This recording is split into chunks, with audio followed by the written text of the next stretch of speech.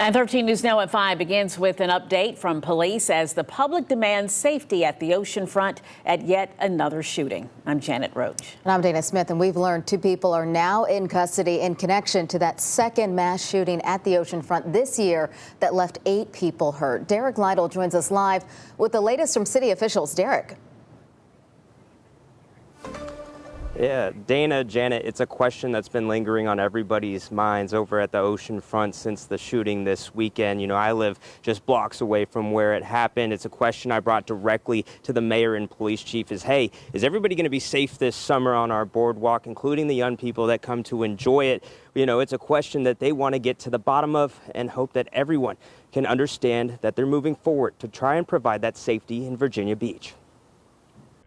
12 ticks of the second hand, all it took for violence to be unleashed on the Virginia Beach Oceanfront Saturday evening. From the initial approach to punches being thrown to guns being pulled and shots fired between the 2 groups, ladies and gentlemen, 12 seconds. We are learning the gun 18-year-old Jemiah Williams allegedly used Saturday has been connected to 2 separate shooting incidents in Richmond before she was arrested Saturday at the Oceanfront.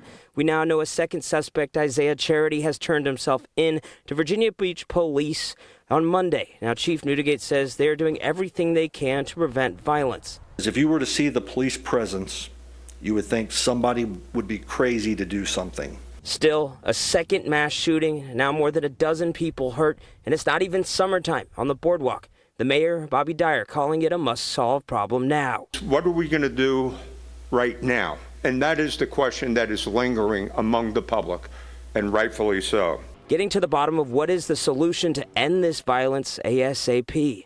We don't have the luxury of time, to wait a year to study a problem that is an immediate threat to our citizenry right now. Chief Newdigate says people are scared and nervous, but as a city, Virginia Beach must continue to move forward. This is a safe city.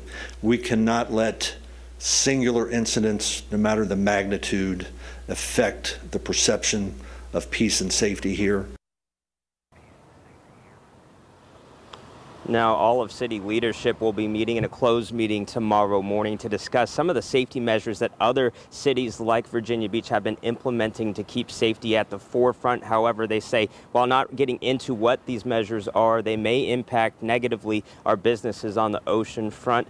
Live in Virginia Beach, Derek Lytle, 13 News Now. All right, thanks so much, Derek. And police are now searching for that 3rd suspect tonight. You can watch the mayor and police chief's full remarks streaming now on 13 News Now Plus. And one of 3 suspects in the shooting, 18-year-old Jemiah Williams, faced a judge for her second time today.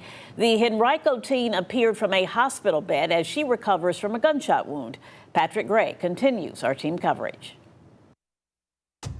Still recovering from a gunshot wound, Jemiah Williams appeared before a judge from a hospital bed for her arraignment today. Court documents show police found the 18-year-old at the scene with a gunshot wound to her ankle and a handgun police say was in her immediate vicinity. The criminal complaint says that camera footage from the scene captured the moment, allegedly showing Williams pulling a gun and shooting after a fight. Williams is now facing multiple felony counts of malicious wounding along with several weapons charges.